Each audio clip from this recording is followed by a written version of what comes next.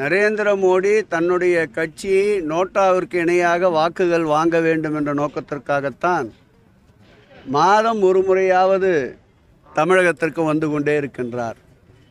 இந்த ஆண்டு வரையில் பார்த்தால் இது 6வது முறையாக தமிழகத்திற்கு ஒரு பிரதமர் வந்து கொண்டிருக்கின்றார். யாருக்கு வயிற்றில் புலியை கரைத்து தன்னுடைய கட்சியை தக்க வைத்து கொள்ள வேண்டும் என்பதற்காக தமிழகத்திற்கு தொடர்ந்து வருகிறாரோ அவருக்குத்தான் திராவிட முன்னேற்ற கழகத்தையும் இந்த திராவிட மாடல் ஆட்சியை பார்த்தும் புலியை கரைத்து கொண்டிருக்கின்றது என்பது எங்களுடைய கருத்து. சார், அதே மாதிரி இப்போ மத்திய அரசு கொண்டு வர திட்டங்களுக்கு மட்டும் திமுக அரசு ஸ்டிக்கர் ஒட்டி தான் இந்த தமிழ்நாட்டில் பரவலாக செயல்பட்டு. இதற்கு பலவாறாக பதில்களை ஏற்கனவே கூறிவிட்டார்கள். நம்முடைய முதலமைச்சர் அவர்கள் தெளிவாக பதிலை கூறியிருக்கின்றார். நம்முடைய விளையாட்டு மேம்பாட்டுத்துறை அமைச்சர் தெளிவாக பதிலை கூறியிருக்கின்றார். நம்முடைய நிதியமைச்சரே தெளிவாக பதிலை கூறியிருக்கின்றார்.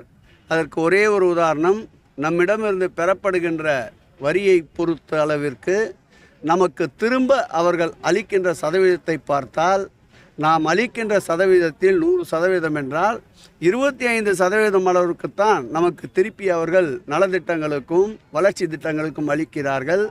ஒரே ஒரு கேள்வி அவர்களை பார்த்து நாங்கள் கேட்பது என்னவென்றால், இத்தனை முறை வருகின்ற பிரதமர் வெள்ளத்தால் சென்னை உட்பட 4 மாவட்டங்கள் கடுமையாக மிக்ஜாம் புயல் பாதிக்கப்பட்ட போதும் தென் மாவட்டங்களில் தூத்துக்குடி, கன்னியாகுமரி, நம்முடைய திருச்செந்தூர், திருநெல்வேலி தென்காசி போன்ற மாவட்டங்கள் பாதிக்கப்பட்ட போது கூட ஒரு முறை கூட எட்டி பார்க்காத பிரதமர் தமிழகத்திற்கு இத்தனை முறை வருவது அவருடைய அரசியல் லாபம் நோக்கி கருதிதான்.